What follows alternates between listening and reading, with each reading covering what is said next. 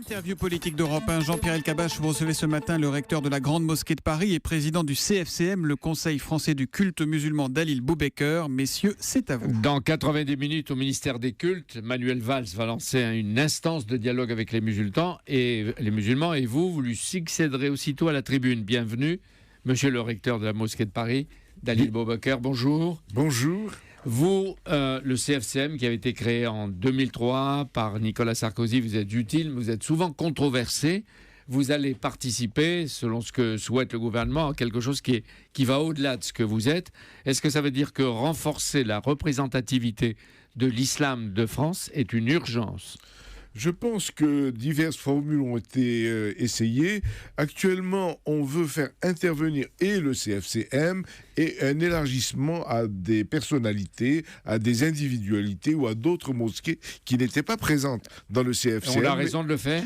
Écoutez, je pense que cet ensemble sera, j'espère, plus efficace encore, puis c'est une recherche d'efficacité, mais le CFCM garde sa notoriété et en même temps le fait que c'est un organisme élu des mosquées et qui se charge spécialement souvent dépassé par ce qui est en train de se dérouler. Parce que les problèmes qui se posent à l'ensemble des musulmans, de 5 millions de musulmans, c'est pas un groupe de 15 ou 16, 17 personnes du CFCM qui pourront le résoudre. 150 recteurs aujourd'hui de mosquées, imams, théologiens, intellectuels vont donc participer aux échanges organisés par Bernard Cazeneuve et par vous-même.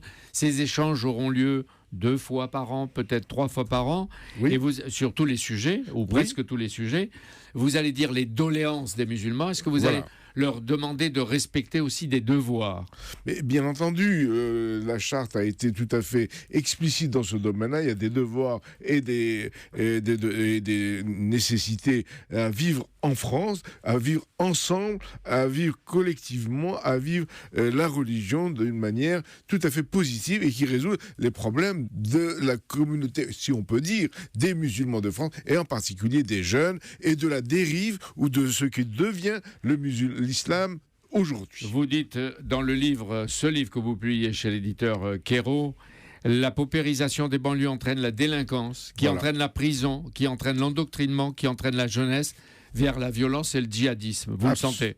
Absolument, ce sont des dérives, n'est-ce pas, involontaires ou liées à la situation de ces jeunes ou à la situation dans l'habitat, la scolarité, la famille, etc. Et la délinquance aussi, qui sont les causes de cette dérive vers la violence. Vous précisez que l'Europe 2015 comprend 7 millions de musulmans en France, 20 millions en Europe, qui seront dans 20 ans 45 millions de musulmans, avec leurs droits, leurs cultes, leurs pratiques. C'est-à-dire qu'il faut s'y préparer. Mais oui, depuis bien longtemps, c'est le problème. C'est plus un problème religieux, c'est un problème politique, je dirais, numéro 1 de l'Europe, de savoir accueillir ou traiter comme il faut les millions de musulmans qui vont être une partie très importante de l'Europe. C'est la 2e religion de France, tout de même. Oui, mais vous dites aux politiques en Europe et donc en France. Mais en France, en vertu de la loi de laïcité de 1905, pourquoi les gouvernements, aujourd'hui comme hier d'ailleurs, organisent avec vous les affaires d'une religion, la vôtre? De quoi ils se mêlent? Écoutez, il faut qu'ils s'en mêlent. La laïcité n'ignore pas les religions. La laïcité veut un vivre ensemble, et la laïcité n'a jamais été la négation de la religion. Tout de même, la France laïque a été la patronne de l'islam depuis 1830 en Algérie. Bernard Cazeneuve insiste, et je le lis, la laïcité n'est pas une valeur contre les musulmans. La laïcité, dit-il, n'interdit pas le voile à l'université, ni, dit Bernard Cazeneuve, l'accès aux plages à des femmes voilées. Ça promet. Monsieur Cazeneuve est un homme de très bon sens, et je le remercie pour ses déclarations. Il y a 2500 mosquées en France, plus 300 en construction, et vous estimez que c'est insuffisant? Écoutez, quand je vois les demandes de mosquées, il y en a partout. On a ouvert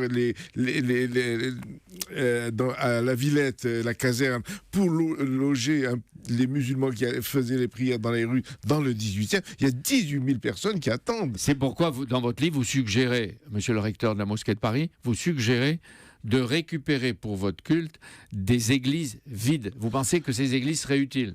Écoutez, c'est un problème délicat, mais je pense. Mais dites-le si vous le pensez. Pourquoi pas? À Clermont-Ferrand, j'ai trouvé tout de même des religieux qui étaient disponibles à accueillir aussi des musulmans. C'est-à-dire que quand des églises seront désertes ou désertées, vous pensez qu'elles peuvent servir au culte musulman? C'est le même Dieu, ce sont des rites qui sont voisins, qui sont fraternels, et je pense que la maison de Dieu. Musulmans Voilà. et chrétiens peuvent coexister. Alors les imams, ils proviennent souvent de l'étranger, ou comme disaient certains d'entre vous, ils sont autoproclamés.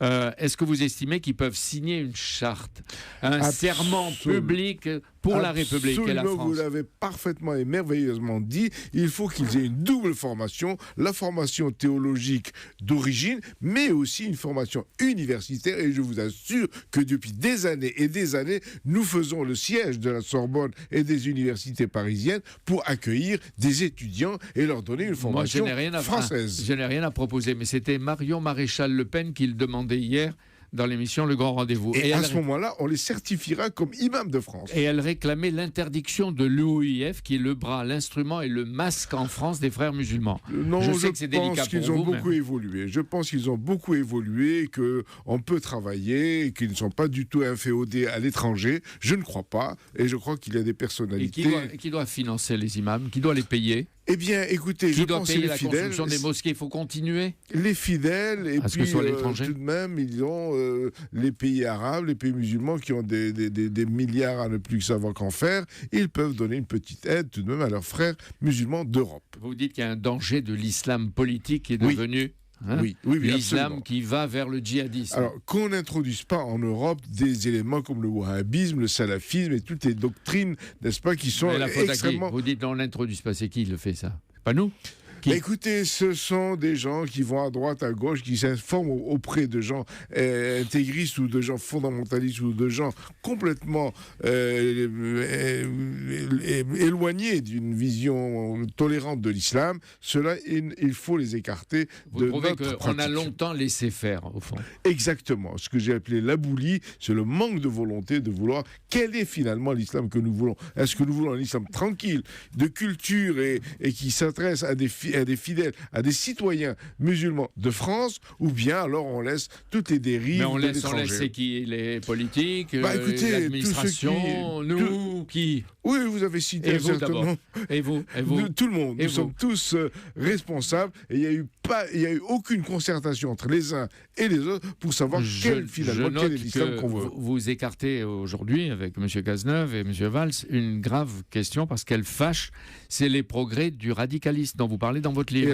Hélas. Et vous dites que même les prisons sont devenues l'école du crime, elles sont comme une sorte de voie d'initiation pour les jeunes. Mais c'est une contamination évidente où jusqu'à aujourd'hui, les aumôniers sont dépassés par ces dérives et par cette reprise en charge dans les lieux pénitentiaires et qui sont suivis ensuite par Internet et par les réseaux. On va vite sur tous ces sujets.